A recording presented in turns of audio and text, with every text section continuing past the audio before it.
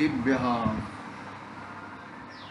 नमो अरिहन्ताणं नमो सिद्धाणं नमो आयर्यातं नमो वज्रायाणं नमो लोहे सब्बसापूर्णम्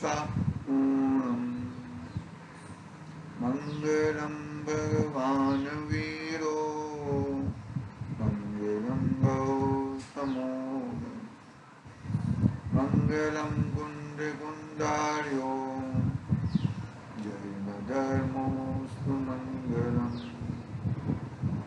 सर्वमंगल्य मंगल्यम सर्वकल्याणकारकम् प्रधानं सर्वधर्मानं जैनं जयतु शासनं जैनं जयतु शासनं येनात्मा बुद्धयात्मामेव परत्वेव चापरम् अक्षयानन्तबोधाय तस्मै सिद्धात्मने नमः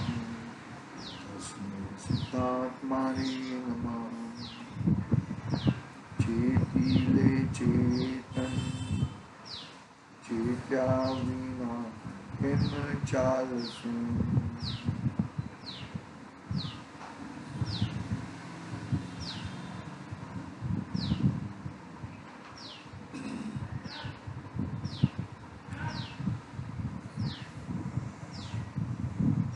समाधि तंत्र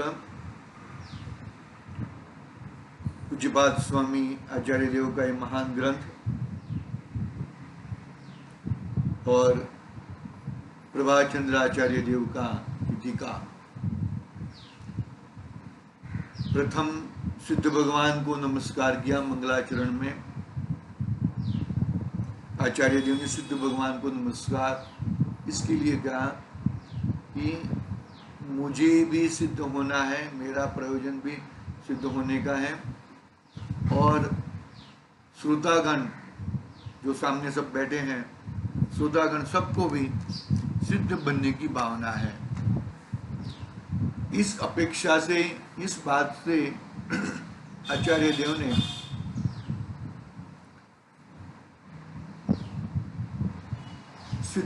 नमो सिद्धाणम, यहाँ पर गुरुदेव और एक विवक्षा बताते हैं, वो पढ़ते हैं फिर आगे टीका पढ़ते हैं। देखो क्या कहते हैं कि तीर्थंकर भगवान जब दीक्षा लेते हैं, तीर्थंकर भगवान यानी कि जो भी राज्यावस्था में है और कुछ कारण की वजह से तीर्थंकर भगवान यानी कि राजा ऋषभदेव नीलांजना का नृत्य देख के उनको वैराग्य हुआ था ना, तो जब दीक्षा लेते हैं वो तो उनको दीक्षार्थी कोई रहते नहीं है, स्वयं के गुरु है वो क्या है, स्वयं के गुरु है, कोई उसके दीक्षार्थी कोई रहते नहीं है। तो तीर्थंकर भगवान जब दीक्षा अंगीकार करते हैं तब भी वो नमो सिद्धाणम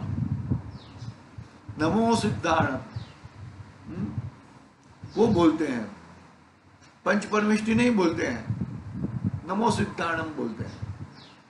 क्योंकि क्या है कि मेरा ध्येय, मेरा अंतिम पद नमो सिद्धाणम है ना, पूर्ण सुखी। अरिहंत भगवान भी आगे दूसरा श्लोक में अरिहंत भगवान को भी नमस्कार किया है, नहीं कि ऐसा नहीं है, सुख की अपेक्षा से कोई प्रॉब्लम नहीं है, लेकिन नमो सिद्धाणम पूर्ण सुखी हो गए हैं। ये भी अरिहंत भगवान भी पूर्ण सुखी है, कोई कुछ नहीं है, लेकिन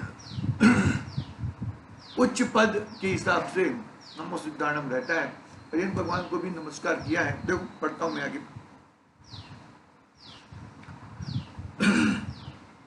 नमो सिद्धाणम बोलते हैं, पंच परमेष्टि को नहीं करते, तीन ज्ञान, सम्यक दर्शन, ज्ञान और स्वरूपाचरण की स्थिरता है।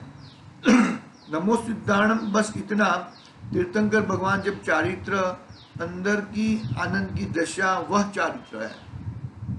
जब चारित्र अंगीकार करते हैं तो क्या कहा कि जब अंदर में आनंद, राग द्वेष जरा भी नहीं यानी कि जो गुणस्थान है वो हिसाब से है, बाकी राग द्वेष का जरा भी अंश नहीं है। बरोबर है। आनंद की दशा वह चारित्र, यह सब अभी तो कहते हैं कि यह व्रत और तप, और यह सब व्रत भी नहीं और चारित्र भी नहीं। अभी क्या कहते हैं कि व्रत करो वो करो वही चारित्र है, ऐसा नहीं है।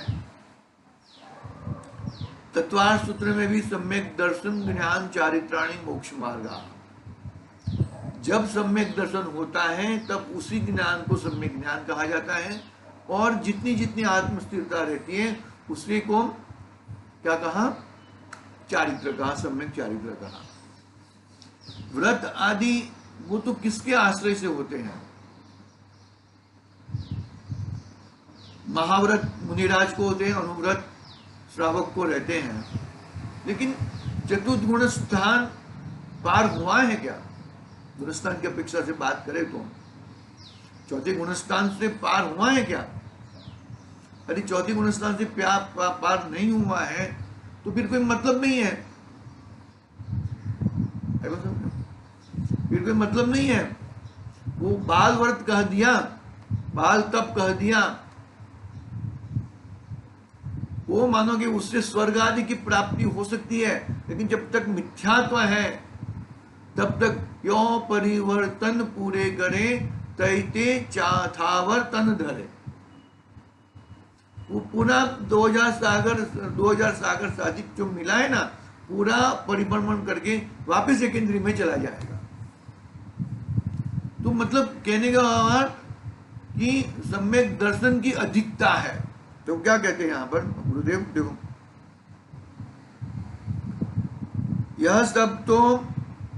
यह सब तो अभी जो कहते हैं ना, यह व्रत और तप और यह सब व्रत भी नहीं और चारित्र भी नहीं।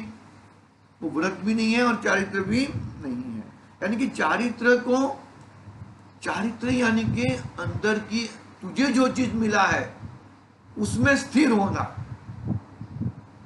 समझ में, मुझे ये घर मिला है, मेरे घर में ही मैं स्थिर रहूं, बस दूसरा घर अपना ना मानूं, दूसरे घर की बैल ना मारूं। अरे वहां पे यदि जाने का कोई प्रसंग हुआ तो भी वो घर मेरा ना मानूं, वो पकड़ में एक बात, मेरा घर तो यही है, ऐसा दृष्टांत है। ठीक उसी तरह मैं तो ज्ञान शरीरी आत्मा ही हूं, जानना देखना हो रहा है, लेकिन जानना देखना मेरा ही है, मेरा ही स्वरूप, उसमें कुछ करना धरना कुछ नहीं है। मतलब ऐसी स्थिरता आ गई तो ऑटोमेटिक वो बाह्य में व्रत आदि तो रहते ही है, व्रत आदि तो रहते, लेकिन ये मान्यता नहीं आई और व्रत आदि क्या रहा तो उसको क्या हो जाता है कि अरे ये मैंने बहुत बड़ा धर्म कर दिया। धर्म की बात अलग है, धर्म का पूरा स्वरूप अलग है भैया। देखो क्या कहते हैं यहां पर, यह सब व्रत भी नहीं और चारित्र भी नहीं। अभी सम्यक दर्शन किसने कहा है? बापू इस सब चीज की खबर नहीं। सम्यक दर्शन की बहिरात्मपना में सम्यक दर्शन प्रकाश क्या है? बहिरात्मपना की परिभाषा, बहिरात्मपना यानी कि देह और आत्मा को एक मानना, देह की क्रिया परद्रव्य की क्रिया को अपनी क्रिया मानना, वो सब इससे जुदा है ही, तभी जाके तो सम्यक दर्शन की प्राप्ति। अरे कितना पुरुषार्थ लगता है सम्यक दर्शन की प्राप्ति के लिए, ऐसे यू नहीं पड़ा है रास्ते में, पकड़ना भाई बात को, पुरुषार्थ अत्यंत पुरुषार्थ लगता है उसके लिए।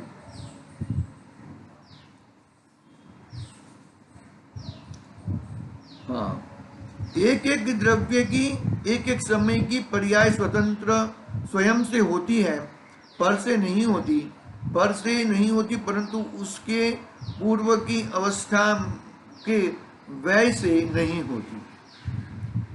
ये पर्याय व्यय हुई, बहुत बड़ा लॉजिक दे दिया, बहुत बड़ा न्याय दे दिया गुरुदेव ने। समझना जरा बात को, क्या कहते हैं, एक एक द्रव्य की एक एक समय की पर्याय स्वतंत्र है, स्वयं से होती है। वो पर्याय खुद जन्म होती है और वो पर्याय का क्षय भी स्वयं होता है। यानी कि अभी मानोगे, अभी मिथ्या दर्शन की पर्याय, यहां तक मिथ्या दर्शन है और यहां पर सम्यक दर्शन है, तो क्या कहेंगे भी मिथ्या दर्शन का अभाव हुआ और सम्यक दर्शन की प्रकट हुई। यहां पर क्या कहते हैं कि मिथ्या दर्शन की पर्याय स्वयं स्वतंत्र उत्पन्न हुई थी और सम्यक दर्शन की पर्याय भी स्वयं स्वतंत्र उत्पन्न हुई थी। इसका नाश हुआ और ये उत्पन्न हुआ, ऐसा नहीं है। आई बात समझ में भाई? बहुत गजब का लॉजिक दिया। देखो, एक एक द्रव्य की एक एक समय की पर्याय स्वयं से होती है, पर से नहीं होती, पर से नहीं होती, परंतु उसकी पूर्व की अवस्था के वैसे भी नहीं होती। अरे स्वयं जो द्रव्य है गुणात्मक द्रव्य है, उसके गुण है, तो गुण का परिणमन होता है, तो ये पर्याय से पर्याय, ये पर्याय जाएगी और ये पर्याय प्रकट होएगी, तो गुण क्या करेंगे भैया? गुण का भी कुछ काम है कि नहीं है? पकड़ में आ रही है कि नहीं आ रही बात? गुण जो मानो के श्रद्धा गुण है, तो श्रद्धा गुण की विपरीत पर्याय यानी कि मिथ्या दर्शन, और श्रद्धा गुण की उसके अनुसार पर्याय, उसका नाम है सम्यक दर्शन। तो मानो कि ये विपरीत पर्याय मिथ्या दर्शन हुई और मिथ्या दर्शन नाश होते ही सम्यक दर्शन प्रकट हुआ, तो भाई ये तो श्रद्धा गुण का कार्य है। तुम्हारा वो पर्याय गई और वो पर्याय आई, ऐसा नहीं है। गुण को उड़ा दे दो, द्रव्य को उड़ा दोगे, कैसे चलेगा भैया? पर्याय पर्याय से काम ऐसे ऐसे ऐसे डायरेक्ट करें। वो जो होते हैं ना, कोई बड़ी कंपनी में चैनलाइज काम रहता है। कल हमारे घर पे एक मेहमान आए थे, वही बोले ऐसा कि भाई हम मटेरियल देते हैं तो मटेरियल में साइन छप्पा होना चाहिए, वॉचमैन का साइन सिग्नेचर होनी चाहिए, फिर वो उसको स्टोर में जाता है, स्टोर से वापस वो वहां पर आता है, वहां पर आता है, ऐसे चैनलाइज होता है, तब जाके पेमेंट रिलीज होता है। हाँ बरोबर प्रोसीजर है, तो ऐसे ही चैनलाइज है भैया। यहां पर गुण है, गुण का परिणमन है, गुणों की मौजूदगी है। ऐसा नहीं है कि भाई वो पर्याय उसको उसको वो पर्याय निकल जाए, वो पर्याय आ जाएगी, ऐसा नहीं है भैया। गुण करके क्या करेंगे फिर? गुण गुण क्या करेंगे? ऐसी बात है। देखो क्या हुआ, बहुत बढ़िया बढ़िया लॉजिक दिया गुरुदेव ने। देखो, और वह सम्यक दर्शन की पर्याय धर्म की पहली शुरुआत ध्रुव के कारण नहीं होती। तो क्या कहा यहाँ पे? उसे ऐसा मानना है, मानना कि जो यह राग करते हैं और यह क्रिया करते हैं उससे होती है, दृष्टि एकदम विपरीत मिथ्यात्व है। क्या कहा? बहुत बड़ा लॉजिक दिया। ध्रुव से नहीं होते, ध्रुव ध्रुव ही है ना, ध्रुव यानी कि जो द्रव्य है वो ध्रुव, और द्रव्य का गुण, और गुण से परिणमन होती है। और जो यदि ऐसा मानता है कि देखो, ऐसा माना कि जो यह राग करते हैं, यह क्रिया करते हैं, उससे होती है, दृष्टि एकदम विपरीत मिथ्यात्व है। पहले देखो धर्म की पर्याय, देखो क्या कहा?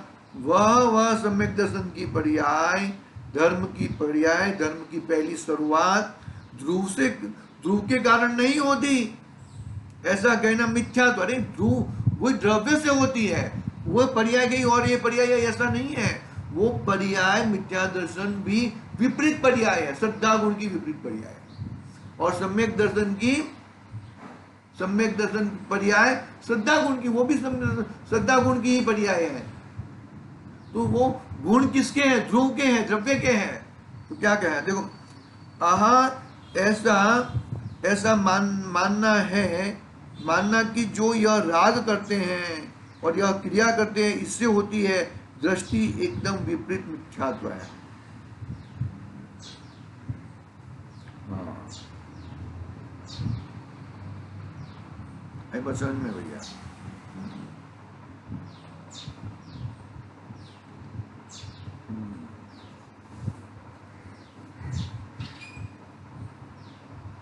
बराबर है। समझना, बात को समझना भैया, बात को कैसे ध्रुव से नहीं होती, यानी कि सम्यक दर्शन की पर्याय अपनी योग्यता से, अपनी श्रद्धा।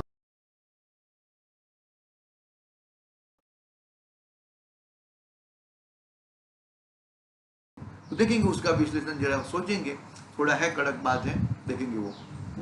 गुरुदेव की बात कभी कभी इतनी समझ में नहीं आती है कि क्या अपेक्षा से कैसे कही है, तो थोड़ा समझना पड़ता है। बहुत ही गंभीर बातें रहती हैं उनकी। देखो आगे हम पढ़ते हैं, अपना इसमें ले लेते हैं, अपना टीका प्रारंभ करते हैं वापस आगे। देखो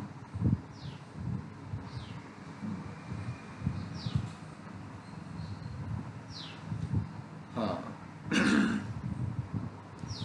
देखो इसमें क्या कहा, सिद्ध को नमस्कार करते हैं, समाधान दिया था ना। तो सिद्ध शब्द से अरिहंत आदि का भी ग्रहण समझना, क्योंकि उन्होंने भी अंशतः सिद्धत्व का प्राप्त किया है, सिद्ध स्वरूप का प्राप्त किया है।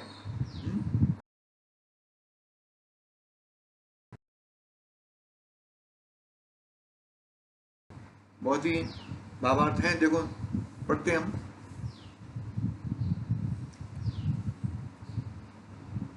ग्रंथकार ने श्लोक के पूर्वार्ध में स्वपर का वेद विज्ञान ही मोक्ष की प्राप्ति का उपाय बताया, उपाय है।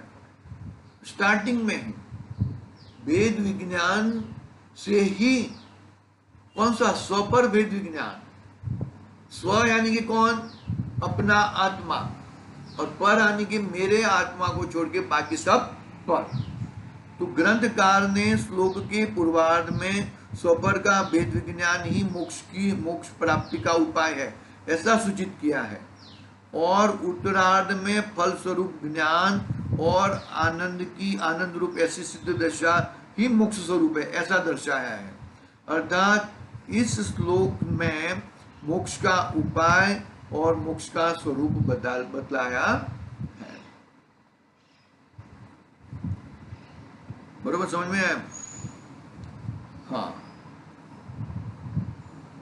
कैसे कैसे बताया कि पहले वेद विज्ञान की बात की, वेद विज्ञान से काम होता है ऐसे बताया, और फिर उत्तरार्ध में उसका फल स्वरूप ज्ञान और आनंद ऐसी सिद्ध दशा को प्राप्त होता है, ऐसा बताया। फिर आगे, हाँ, जिनने आत्मा को आत्मा रूप ही यथार्थ जाना, ये सब बातें आ गई, आगे की बातें आ गई, इसे पढ़ते हैं हम। जिनने आत्मा को आत्मा रूप से ही यथार्थ जाना है, शरीरादि और सूर नर नारकादि पर्यायपने नहीं जाना। अपने आत्मा को आत्मा रूप, यानी कि आत्मा मेरा दर्शन ज्ञान चाहिए,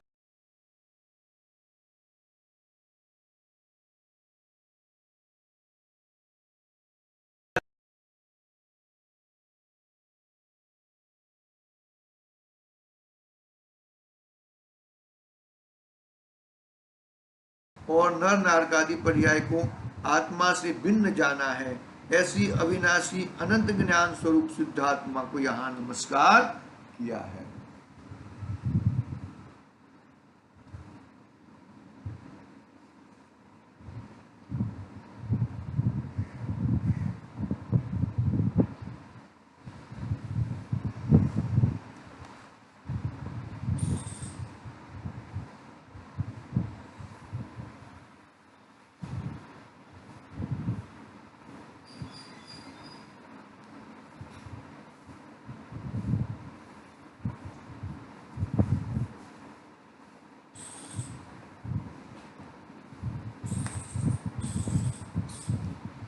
आगे हम क्या कहते हैं, देखो, आत्मा को आत्मा रूप से ही यथार्थ जाना है, शरीर आदि और सूर नर नारकादि पर्याय पने नहीं जाना। पर को पर पने जानना है, जानना उसका स्वभाव है। पर को पर रूपे जाना है और स्व को स्व रूपे जाना है। पर मेरे में नहीं है और मैं पर में नहीं हूं। पर के कारण मेरा कुछ होता नहीं और मेरे कारण पर का कुछ होता। बहुत वेद ज्ञान की महिमा इतनी आनी चाहिए कि ना पूछो की बात। हाँ, पर को पर रूप पर पने जाना है, अर्थात शरीर आदि और नर नारकादि पर्याय को आत्मा से भिन्न जाना है। ऐसे अविनाशी अनंत ज्ञान स्वरूप सिद्धात्मा को यहाँ नमस्कार किया है। ऐसे ऐसे अविनाशी अनंत ज्ञान स्वरूप सिद्धात्मा को यहाँ पे नमस्कार किया है। मतलब पहले क्या बताया कि भाई मैं कौन हूं, मेरा अस्तित्व क्या है, मेरे गुण क्या है, मेरे गुण का परिणाम क्या होता है। वो एकदम बरोबर द्रव्य गुण पर्याय का इतना जबरदस्त स्ट्रक्चर बैठना चाहिए, तो वेद विज्ञान ऑटोमेटिक होएगा। द्रव्य कौन हूं मैं कौन सा द्रव्य हूं, मेरे गुण कौन से है, मेरी पर्याय कौन सी है, पर्याय कौन सी, मेरा परिणमन क्या होता है। वो एकदम बरोबर स्ट्रक्चर जिसका बैठा है वही कार्यकारी होता है, अन्यथा नहीं होता। विशेष स्पष्टीकरण पढ़ते हैं। हाँ, है बहुत बड़ा, 2-3 मोक्षमार्ग प्रकाशक का भी दिया है। हाँ, पढ़ते हैं, बहुत बढ़िया है बात है इसमें। विशेष स्पष्टीकरण गुजराती में भी है विशेष स्पष्टीकरण, लेकिन हम हिंदी के माध्यम से ही पढ़ेंगे। बहुत ही बढ़िया वेद विज्ञान जो बात आई है, वो वेद विज्ञान किस प्रकार से वेद विज्ञान करना चाहिए उसकी बात आने वाली है। बहुत मार्मिक बात है। हम एक पैराग्राफ पढ़ेंगे, फिर जो वेद विज्ञान वाली बात है वो कल से हम लेंगे। देखो,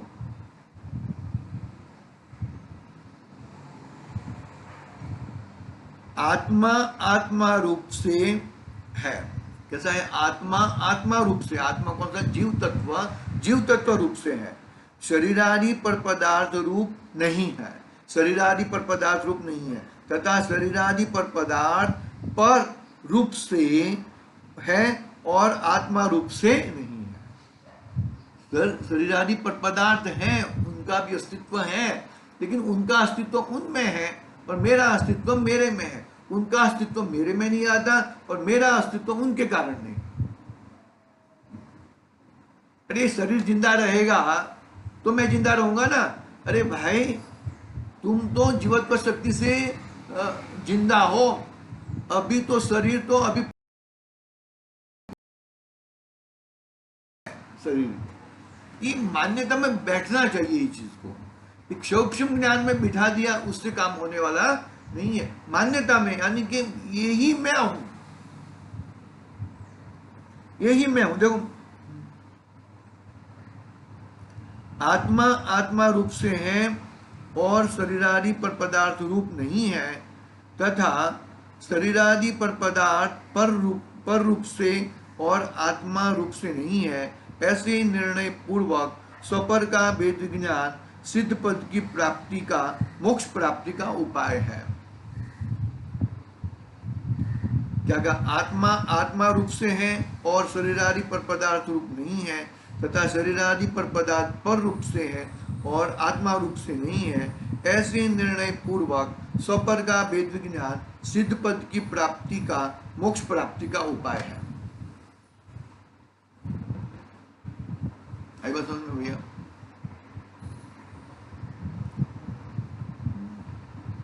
बहुत पकड़ना, जबरदस्त बात को पकड़ना। जितना जितना पकड़ने की कोशिश करोगे इतनी इतनी मजा आएगी भैया।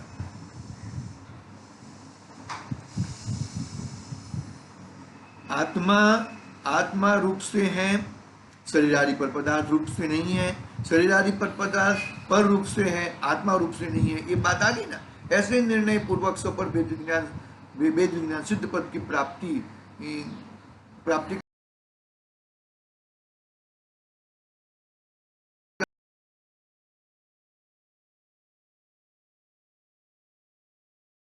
में क्या है?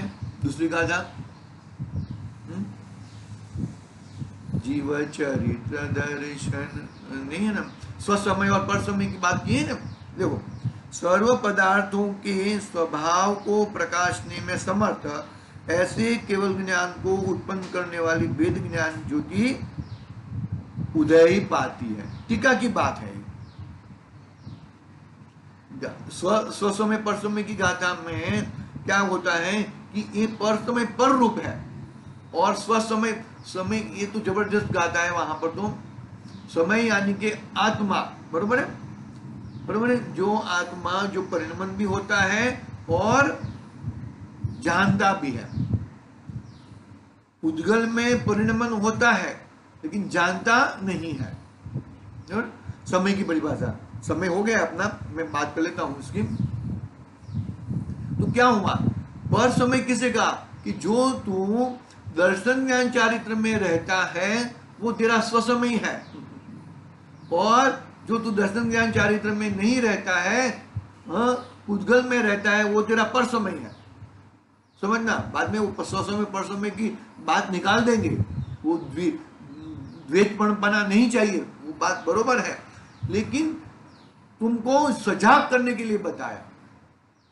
तुम्हारा कितना समय वेस्ट होता है वो बताया। जितने जितने तुम परद्रव्य में रहते हो, इतने इतने कर्म बंधन होता है, इतना इतना संसार में रखड़ना भी होता है। तो तुम अपने आप को परद्रव्य के रूप मत, राग आदि के रूप में मत रूपो। ऐसा समझ में बात क्या कहते हैं। देखो, समयसार गाथा 2 की टीका में लिखा कि सर्व पदार्थों के स्वभाव को प्रकाशने में समर्थ ऐसे केवल ज्ञान को उत्पन्न करने वाली वेद ज्ञान ज्योति उदय पाती है। मतलब सर्व पदार्थों के स्वभाव को प्रकाशने, मतलब उसमें मैं कुछ कर सकता नहीं हूं, पर पदार्थ में मैं कुछ कर सकता नहीं हूं। ऐसे प्रकाशन के समर्थ में ऐसे केवल ज्ञान की उत्पन्न करने वाली वेद ज्ञान ज्योति उदय पाती है। भैया पकड़ना बात को अच्छी तरह से। इस वेद ज्ञान की ज्योति ही केवल ज्ञान प्रकट करने का साधन और उपाय है। यहां तक हम लेते हैं।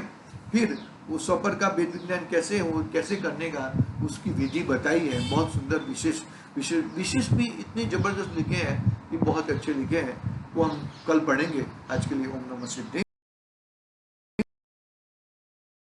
बताई यहाँ